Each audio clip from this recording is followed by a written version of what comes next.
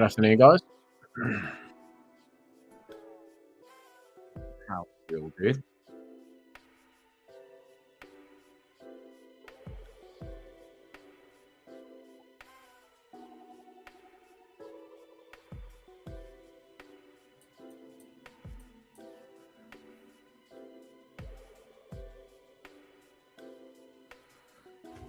Hi, Ruston. How you doing? Afternoon, Roberto.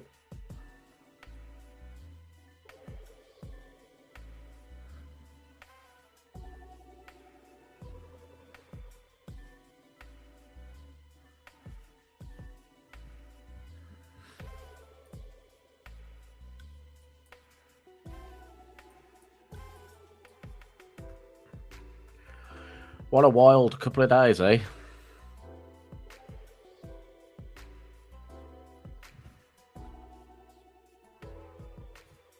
Good, glad to hear, Royston. Hope the family's well too.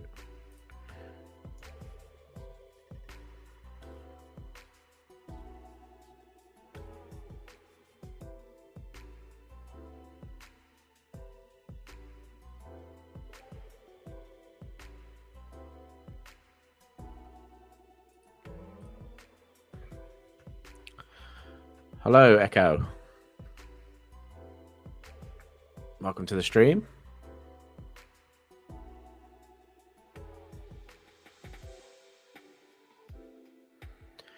As always, we're going to be going through some general market analysis. We've had a bit of a whirlwind couple of days, considering the news events that have been out, considering the news events that are coming up. And we'll touch upon those, and we will go through some charts of interest. If you have any charts of interest that you want to throw in, then throw them into the chat, and we'll take a little look at those. We did a little bit of a video the other day talking about sort of the risk events in the markets and how that could, bring markets into a bit of consolidation. Well, we're seeing the dollar kind of benefit from this risk event in the market. We didn't see that yesterday. Obviously, we had poor PMIs. So, hello, Sajid from Qatar. Thanks for joining me from Qatar. I'm good, thank you. I hope you're well too.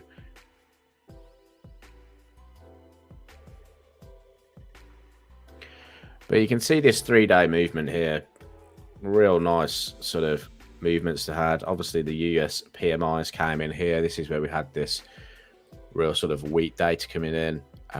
The markets then, just through the Asia session, just basically consolidated before we broke out in the European session, US session also following that as well. You've also, we're kind of targeting the sort of PMI highs, essentially.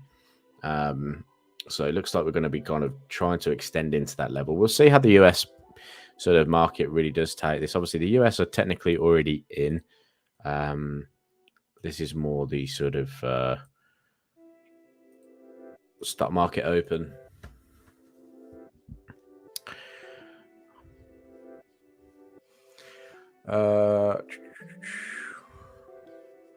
Let me just bring up the news for today.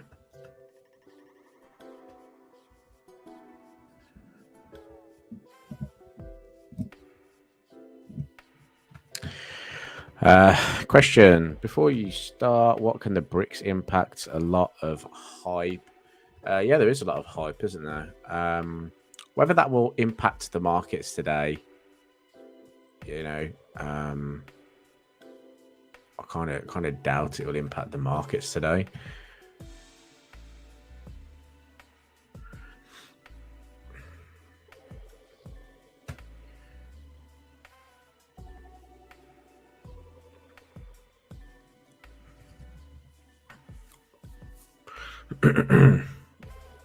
I can see Saudi Arabia, Iran to join the BRICS.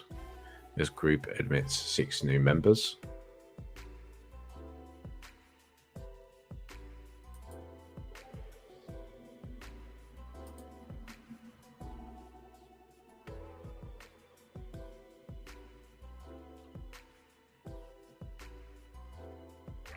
Might have been some movement if Chinese President Xi Jinping was there, but he's pulled out. We did have some unemployment claims a little bit ago as well. 230k coming down from that 240k as well. Let me bring that in so you can see this. Yeah, so we can see here unemployment claims 230, which is probably not where they want the unemployment claims to be. They still want it to be fairly high, but 230k has been seen as a positive in the US dollar index at the moment, or the dollar. We are starting to see that sort of dollar pressure sort of bullishness continue, which we kind of discussed going into last week's Tuesday's live webinar. We were talking about, or live stream, we were talking about the potential for this price to break above the 103.50. If it does, can we reach the sort of 104.50s? Obviously, we had a little bit of turmoil to get to that at the moment, and this could obviously still turn around because obviously we're only just in sort of the early stages of the US session, so that could still very much turn around. But at the moment, we'll see how it reacts to this high. This high is going to be very important in here, this 103.92. We could argue and round that up probably into the 104s or even to the 103.98s. But yeah, we'll see how the market reacts to this high. You get a good rejection there. We could see a little bit of a sort of US sell-off coming in. Nico wants to look at Euro US dollar. We'll jump over to that in a moment. Rye Guy, good morning. Hope you're doing well. So we'll see if we can break the 103, 104 barrier. 104 barrier goes. We've got the 104.50 as the next sort of spot to go to. There's actually been some really nice setups. I've been looking at dollar yen. A couple of setups formed in line with the strategy, so I'll go over those in a moment. Euro dollar also formed one this morning, so there's a potential to go short there in line with the strategy. So I will also touch a little bit of base of that. Kiwi as well. Really liked Kiwi continuation shorts. We also had a little bit of a setup here today. So I've just plotted some of I haven't taken all of these. I was only in dollar yen today. But I've just plotted the sort of buy and sell things just visually to show you where the markets could be at. But yeah, I also did take a long on Euro Kiwi. But I've actually closed that out now. I didn't like the price action going on in here, so I closed it for about 3 or 4 pips. Yeah, didn't like this sort of consolidation around the 200 moving average. Just didn't really float my boat, so got out of that one. But yeah, I'll talk about why I was looking at that. Essentially, it's just more based around that sort of Kiwi weakness in the market. But we'll see how the US dollar reacts there, see if we can get some kind of developments over on this market. But let's go talk about Euro dollar first. Obviously, the day prior, really strong movement. Had a bit of a mixed day, obviously, because we've got the European PMIs in the morning, which caused Euro dollar to drop really aggressively. And then you had the US poor PMIs, which basically just reverted price back to the previous day high. Since then, we've been a little bit stuck. Price has tried to sort of break into this area, failed to do so. Upon that failure, price has then broken out to the downside, and we've sort of seen price just move a little bit lower here. Now, we did get a strategy set up on the hourly time frame here. So I've just put a little red arrow to show where that setup would have come from. Basically, this candle close in here saw the RSI close below the 50, while we have the averages in line. So that is just basically the signal from the strategy. Making decisions on any kind of trades, that's your own personal decision.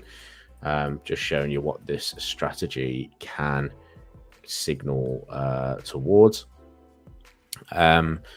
Very much the same kind of coming down through here. Every time you see that kind of, we've had that crossover, and the market has been following a really nice trend down here recently. So we'll see if euro dollar can continue down.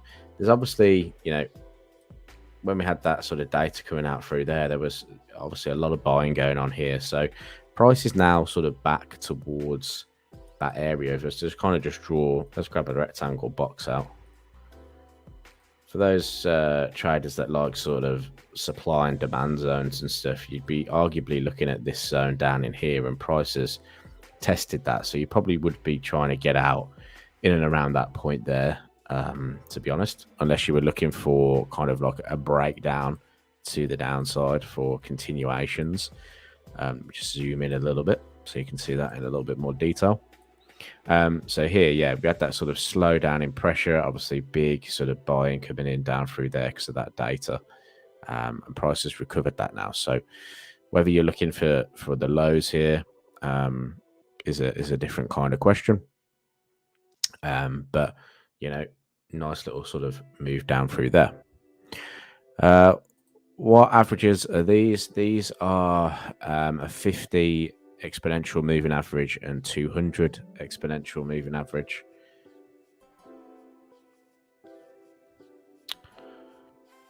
Hey Justin, I hope you're well. Welcome to the stream. So yeah, we had a really nice sort of setup there, but let's have a little look at the bigger picture on euro dollar. We're looking at this weekly chart. We've been trying to identify where euro dollar could kind of come into. We could even look at sort of this trend line support through here, connecting the sort of weekly low of the 13th of March, 29th of May, expanding that trend line out, kind of intersects around about the 1.0780 area. I'm not the biggest fan of trend lines. I know I do draw them a lot, because sometimes I just like to see where they're at. So for instance, be connecting those two highs in there, seeing where they're at. Doesn't really float my boat, so I'll just get rid of it. If they're blatantly obvious, then I'll take some notice of them. I like to use trend lines more from a I'd say trade management point of view, or some kind of, you could even say entry criteria if you really wanted to, because sometimes I like the look of, if we see something like this where price is in a sort of downward trend overall, but we're getting that sort of pullback phase, when you get kind of two consecutive lows that you can really see evidently stick out, and when we breach that, in combination with other things, that's when I like to sort of look at trend lines in general. So yeah, just a caveat there is that I'm not a huge fan of trend lines because they can be very subjective. So but if I was to draw one, I'd draw it from those 2 points, and it does connect sort of down in this area here. This is an interesting area, obviously, because prices obviously come down through, turned at this point, and we've obviously seen some strong buyers, and we know that to be able to turn the markets here and push prices higher, you need to have some, you need to be some kind of large institutional investors or something, to try and push prices there. So now we're trading through these lows in here. Is that going to influence some further selling pressure? And is that going to influence price to come down a little bit lower? I've got the 1.07 marked in, which is just sort of like the wicks of these candles through there. You've got a nice little doji in there that I like the look of. So depending if US dollar index can break out and break towards the 104s, 104.50s, then euro dollar will obviously sort of follow that move. Being short here is quite an aggressive move at the moment. I do feel if we look left, you can kind of see these lows that are just down through here, where price is really struggling to break through at the moment, the 1.0 sort of 833. So being short here is a very aggressive move. I think if we get any kind of changes here, it could influence some higher time frame buying again, but we'll have to wait and see. We've got some big risk events coming up, so the market may, considering it's been a low news sort of day, or considering the amount that's come out today, we may just get a little bit of pause, may get a bit of consolidation, which is kind of what I was expecting this week. I was expecting more sort of consolidation this week, considering the fact that we've got Federal Reserve Chairman Powell speaking at the Jackson Hole at the end of the week, or tomorrow. So I was expecting a little bit more range-bound movement, but we haven't quite seen that. Price has been kind of giving us these kind of lengthy moves, and that just could also be considerate at the time of month that we have in terms of sort of volumes, volatility, and whatnot. So price may continue. So in this area here, that little demand zone in there, price may start to come back to these highs in here, for instance. We may get that kind of consolidation after that. But we'll have to wait and see. For me, it's been a very light day. Like I said, I had a little look at a couple of dollar-yen positions. Last night, we had a little bit of a setup as well. So we did talk about, kind of potentially being long dollar-yen. And the risk sentiment this week has just swung back and forth. Yen 1 minute's been weak, yen then strong, and it has been quite difficult in that sort of term. I mean, if you look at it from this daily chart, we're just sideways, aren't we? There's no real sort of direction coming out of the markets at this moment in time. But we did get a setup on the strategy, a couple of setups. The first setup was on here on the hourly chart. Now, what we discussed on Tuesday was this inverse head and shoulders pattern and this breakout of or breach of this trend line. We were then pulling back, and we had a signal in here at the time on the stream, and I said it's probably not the best market to get into at this current moment in time, considering obviously we had risk events coming up. The yen weakness wasn't really showing across the board, so I said it was probably better to stay away, and thank God we did, because look at this move that followed that, really aggressive push to the downside. The only reason why that sort of made sense was because the US dollar also started to sort of rebound at that point. So if you were kind of looking in and around this signal here, now this signal is a little bit more of an aggressive signal because the RSI actually goes into that sort of oversold territory and back through. I usually prefer the 50 move, which is this setup in here, where price then breaks back above the 50 moving average, 50 RSI level, sorry. So I prefer that kind of opportunity, but these can be quite fruitful. So and we can see here, if we're looking at it from in terms of kind of risk reward ratio to the high, it's like a 5R trade.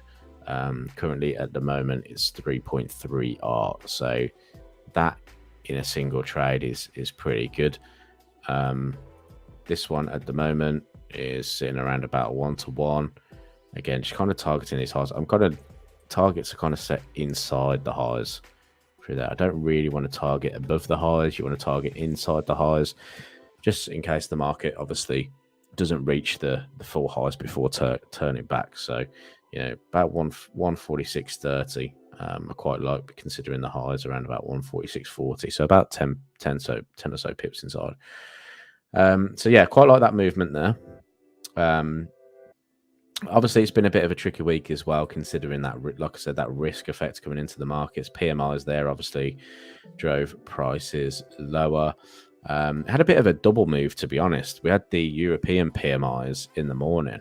Let's just go on the 15-minute time frame here. European PMIs came in and we saw quite a significant drop. I mean, that was already sort of a 53 pip drop. We went sideways, and then the US PMIs came in and we did another sort of 75 pip drop. So by that point already, we were 122 pips down. Obviously, if we were to go to something like euro yen, had a really significant drive to the downside. Again, we've had some setups on sort of most yen pairs. You can see signal setup there that I've just pointed in. But again, I don't really like the idea of being a buyer of yen at the moment, despite the fact that we did get that sort of risk off play coming in. Just didn't like the idea of being risk off at the moment. Although I do quite like the idea of gold. And Gold, really, I'm looking at as more of a hedge than anything, considering the fact that we're getting all this kind of movement that we're seeing at the moment, that volatility. I think gold could potentially benefit from the back of that. So I will see how gold closes this week. It could benefit bouncing from that sort of $1,900 area. And then kind of, if it could potentially move higher, then great. If it doesn't, then, we'll have to look at some kind of alternatives. But maybe there's something in this gold sort of move that's coming at this moment in time. I was looking at the 30-minute time frame, I must admit. And you can see there's something kind of developing here right now where we've retraced back to the 50 moving average, sorry. We've gone through the RSI, we're coming back through. So maybe in sort of 8 minutes, we'll see how this closes. See if it does produce a signal. We don't want to go too soon, obviously, to say that it's going to produce something here. So if I just bring in a little up arrow, I will put a little up arrow there just in case it does kind of create something. Hourly is a little bit of a way. The only thing I quite like about it, obviously, is that. So from a volume perspective, there'll be lots of low volume here till it kicks in there. Let me just see if I can bring. See if yesterday's volume profile come up. Yeah, so you can see lots of volume above, obviously, because price is consolidating. Whenever you see price consolidating, that's where you'll get some volume. We've kind of tapped into this sort of ledge in there around about 1912 spot 13, and price has found a little bit of support. But I think if we held below this ledge here at 1914, then price is more likely to come back down towards the 1903s. At the moment, we're holding here, so we'll see what happens. From a volume basis, that could continue there, but nothing's concrete yet. Until I get that close above the RSI, really, I won't really even consider anything there. TMR, any thoughts on the NAS 100? Let's have a look at the NASDAQ. Don't have the NASDAQ on this. Sorry, I'm using TradingView again, guys, just because the size of the numbers on the side, I think, just helps when you're looking to view it. Right, how do that's 100. Let's use this one. Let's have a little look.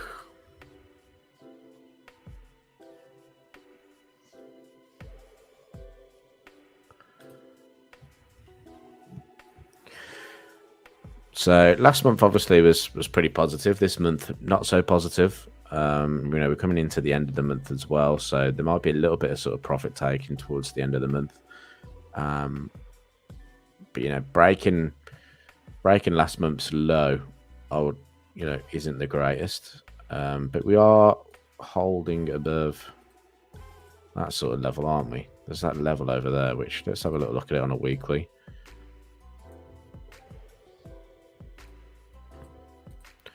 Kind of that high there.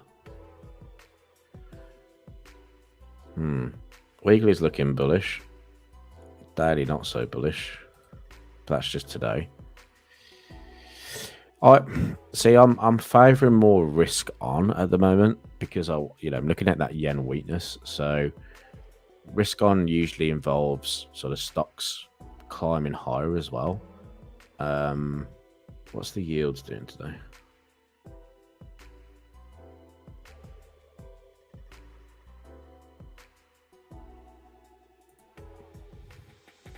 Yields have come lower.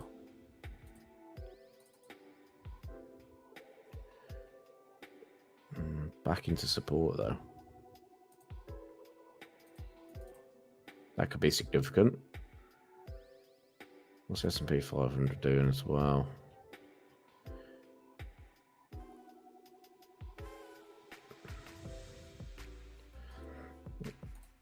I think it's going to depend. Obviously, the unemployment claims coming in lower didn't really benefit anything there. To be honest, I'd wait till next week. And I know that might be a little bit sad to say, but you just don't know what Federal Chairman Powell's going to say. Because obviously the situation was China's seen some economic slowdown. There's some murmurs that the US are now going to obviously pause, although the Fed have been quite sort of suggestive that they're data dependent and they're going to look at, what's kind of happening globally as well. So we saw those PMIs come in a lot lower as well. So there's the Fed Watch tool is also pricing in a good sort of pause, but it's whether he says it or not, I think, is going to be the key. If he comes out and says it, then there could be some kind of volatility going into tomorrow. Obviously, pausing rates would be fairly good for the stock markets. So, that could benefit things, like the S&P 500, the Dow, the NAS. So, yeah, there's potential for that to be a positive. But obviously, you just don't know what the speech is going to say yet. So I'd just be err on the side of caution, essentially. That's all. But I do think it could be quite a positive for stocks. Obviously, if they did get a pause in rates, we have breached a sort of long-term trend line there. Where's NASDAQ gone now? No, does it not add it to my charts anymore? As kind of forgot how TradingView works. Add the watch list. Let's put it up by the Dow. Yeah, Dow's fairly positive as well. Going into this area here. So, yeah, stock's a little bit more bullish. I am a bit more risk on, which is why I like the yen. So, yeah, that's my sort of thoughts. I'd be a little bit more cautious going into tomorrow. Dollar's having a little bit of a retracement from that high now, which was to be expected.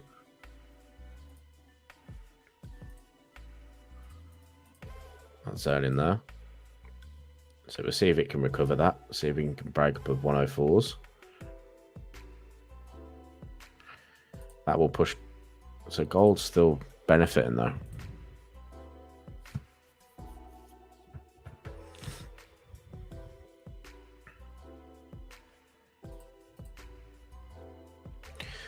I don't think there's any more data out today. Let's just have a quick look at if there's any low impact data coming out. So we do have a Fed member speech coming up. Fed FOMC member Harker coming up.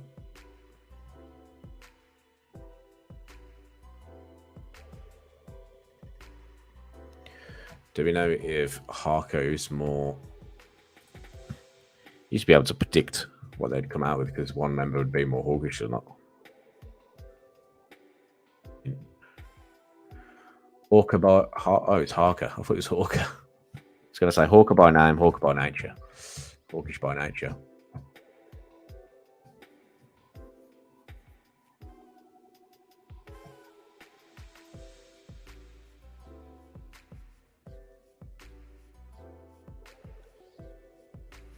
So on the 8th of August, Patrick Harker on Tuesday indicated that the central bank could be at the end of its current rate hiking cycle. So maybe Harker's more of a dove.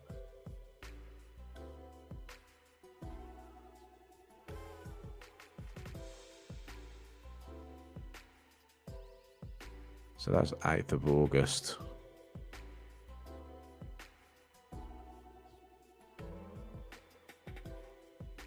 First of June, he favoured a skip. So yeah, I think Harker's a little bit more of a dovish, more of a dove than anything.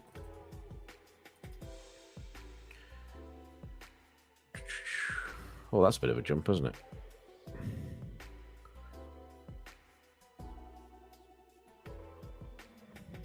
I'm on the hourly, that's why. So 30-minute, there's a potential signal forming here on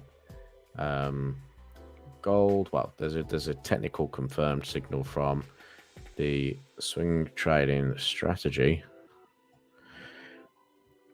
Royston, pound yen looks interesting. Held support at 183.8 or spot 8, but has dropped off the 86.6 high. What are your thoughts on direction? Yeah, let's go check out pound yen. Thank you for the question, Royston. Let's jump in. Let's delete some of this off here. Let's go to a weekly chart. Now, I really liked pound yen from a weekly perspective. Because of the overall trend here, obviously we're very bullish. Prices making higher highs and higher lows. We came into that sort of low area in here, and we've just constantly sort of rejected. There's been no sort of follow through to the downside there. Again, like the idea of yen being weak, potential for the BOE as well to hike rates, although that might be in jeopardy considering the PMI data that came out, because they don't want to force a recession. So we'll have to wait and see what really happens there. But there could be reasoning for pound yen to continue to the upside. Looking at the daily chart, so yeah, we came off the 186 sort of 50, wasn't it? Let's have a look. 186 sort of 48 I've got here on this one. Let's just double tap into that. 86.50, and we've got that level there, 184.17.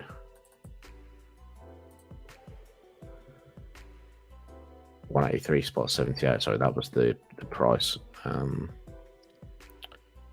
go 183.75. We like to round these to their quarter numbers and whatnot. But yeah, we can see we've got that sort of reaction here now, haven't we? Around that at 183.75. Kind of in the zone of what could potentially happen. Looking at this right now, you know, the formation of this on a 4 hour is kind of putting me off. We've got this sort of situation going on. I'd like to see how it reacts again down here at the 183.75. If we get a reaction that's sort of bullish, you know, that could suggest that there's some room to go back to the upside here.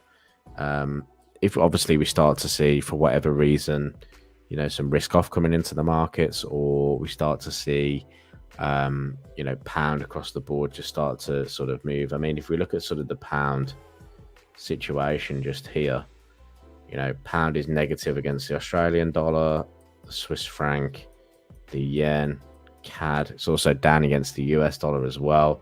The only one it's not down against is the New Zealand. So New Zealand's obviously the weaker currency at this moment in time.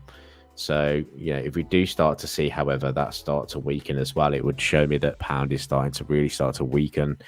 You know, a break below 183.75 could lead to some further downside here, maybe the 180.50.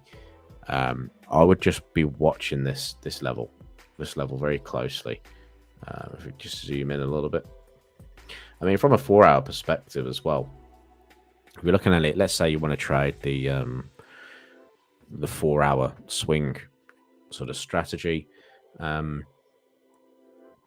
could be looking for a similar setup that what happened down here, right? So price is going against us, it's moving to the downside there. We break back below the 50 on the RSI, just wait for it to come back above, which is this kind of double bottom sort of neckline break in there, which is what kind of causes the sort of line to come back above the 50 moving at 50 average there as well. That would be sort of key in seeing price rise. At the moment, we're below the 50 moving average, so that's not something I like too much, especially on a 4 hour time frame. If we get back above the 4 hour RSI, back above the 50, back above the 4 hour 50 on the average, you know, that to me could spark a bit of a move towards 188. I do still like 188 as an overall sort of target for pound yen. So yeah, that's kind of my thoughts on pound yen at the moment. I'll see how it closes. I mean, the last 4 hour candles have been very shallow, I'd say. depending on how obviously this one pans out by the next 2.5 or 3 hours. But those two candles there, very, very shallow, considering what we had yesterday. You know, large movement in the market, which can happen. We can get big moves one day, the next day can be very quiet. So yeah, I'll see what happens here. It's interesting me in terms of, you know, a break back above the 50. Hourly's crossed over, which isn't the best sign. 30 minutes also fairly bearish. But if you're looking at it from a 4-hour point of view, I might just add an alert here. See if price can get back above the 50. Did that come on? Add alert RSI.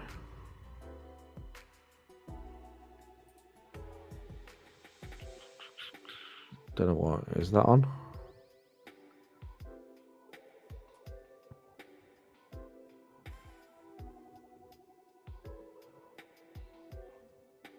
No, remove that one.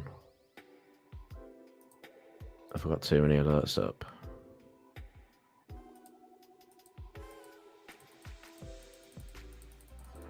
Just delete all these.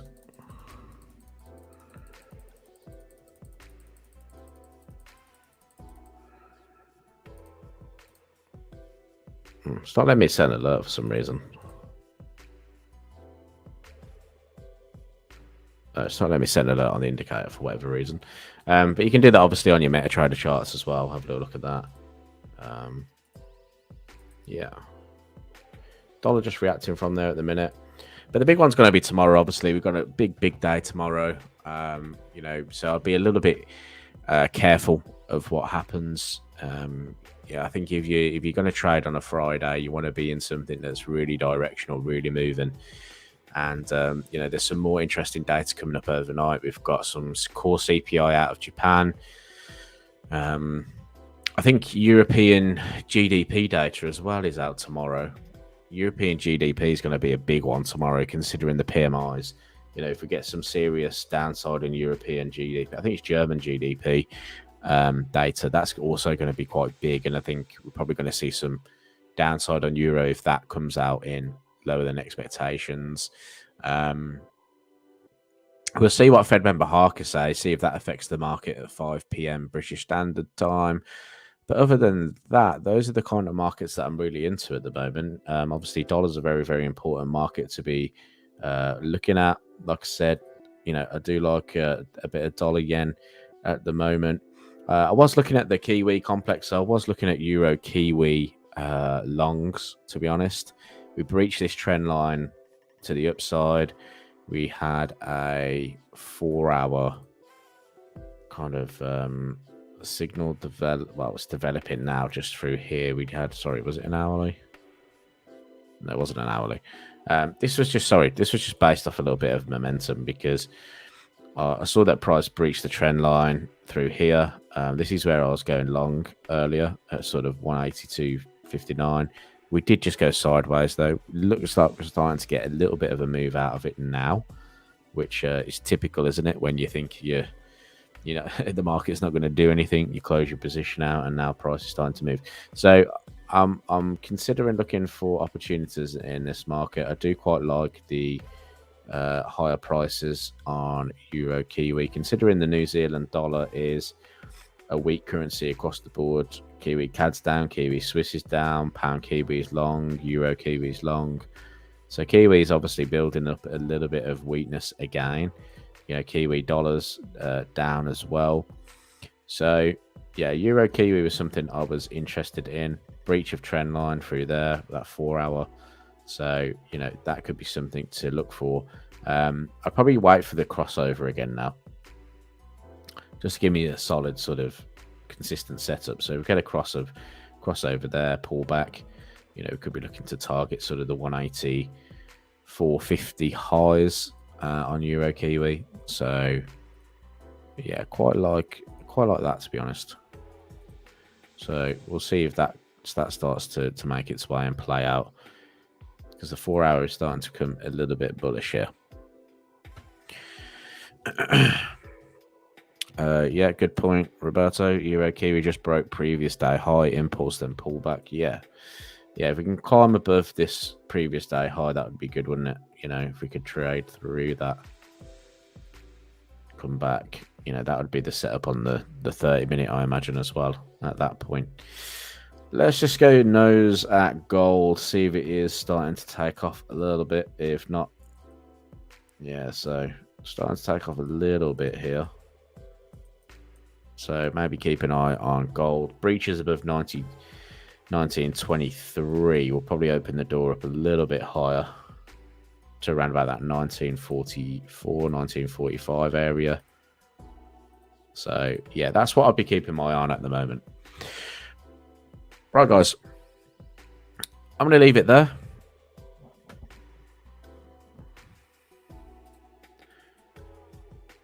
I've got some other videos we're working on in the background that we'll hopefully bring to you very, very soon. Thanks for joining me for this live stream. Really appreciate it. Really appreciate all the comments as well. Thank you for the likes. I can see there's some likes there, so thank you for the likes. If you could leave a like before leaving, that would be fantastic. And if you have any questions, you can leave them on the replay after. But thank you for taking your time to view today. I really appreciate it. And I will speak to you in the next one. Have a good weekend. Cheers.